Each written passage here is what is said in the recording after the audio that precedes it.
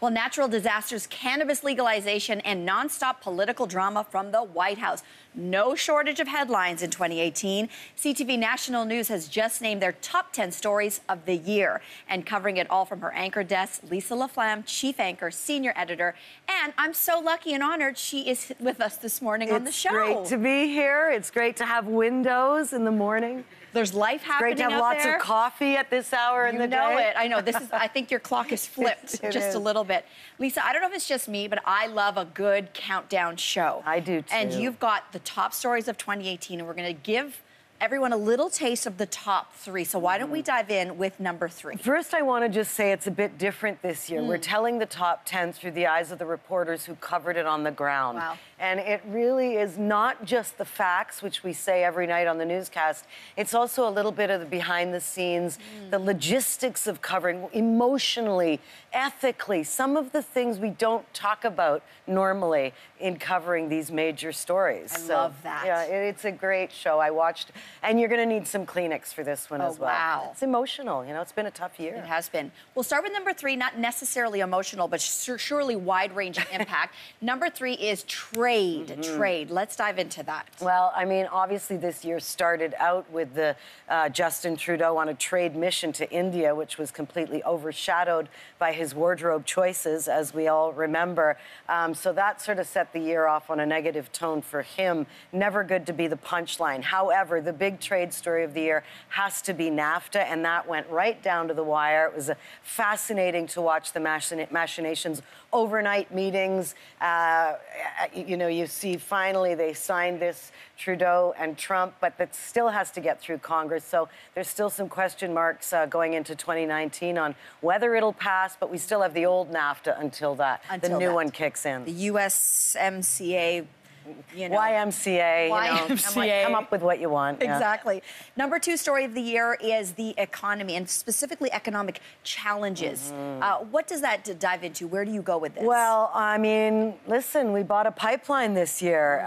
Taxpayers did. The only problem is it's not getting the oil out of the ground. So this is the huge economic issue for this country. $80 million a day, the Alberta oil crisis that the Premier is trying desperately to come up with some solutions on. So we have Western alienation that really harkens back decades.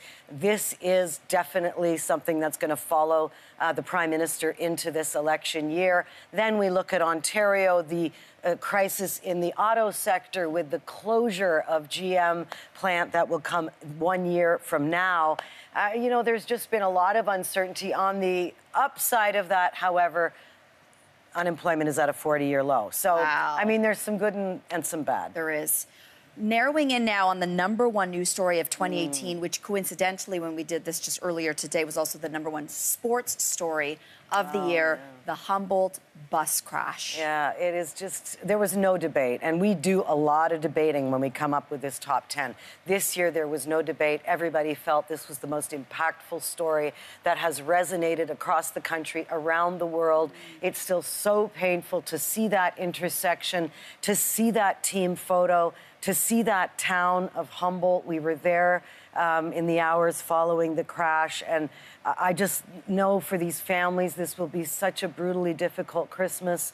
But this really did galvanize our country, the largest GoFundMe page ever, and the symbol of those hockey sticks that people put out on their front porches still gets me very emotional just to think about. So that was our number 1 news story this year. I think particularly with that one, certainly you could see it with many stories, but I think that one will be the one personally working in this business that I really do want to see from the reporters who were on the ground covering this, their reaction and how they were sort of managing all of this themselves. And, you know, that's such a great point, Mel, because Jill McEwen was one of our top reporters on that story. She herself is a mother, and it's impossible to separate yourself as human beings, first of all. Yes, we're journalists, but also everything is through the prism of our lives. And for a young mother to be covering that story was particularly difficult. And we saw that through the interviews with all of the reporters, that things, you know, John Venevali Rao covering the Danforth shooting, and and Young and Finch attack. There's just so many sides of these stories that we will hear this time that we normally don't share with the viewer. I really, really love this approach this year. I'm really looking forward to seeing it, and I hope that everybody watches. Don't forget, this is the year that the U.S. president so infamously referred to journalists as the enemy of the people. So we are highlighting the integrity of our spectacular team of journalists at CTV National News. So poignant and so timely. As is all of this. This has been a real, real pleasure. Oh, so, Lisa, for me thank you for waking up early for us. Anytime. Well, wait a minute. Let me rethink that. Wait a second.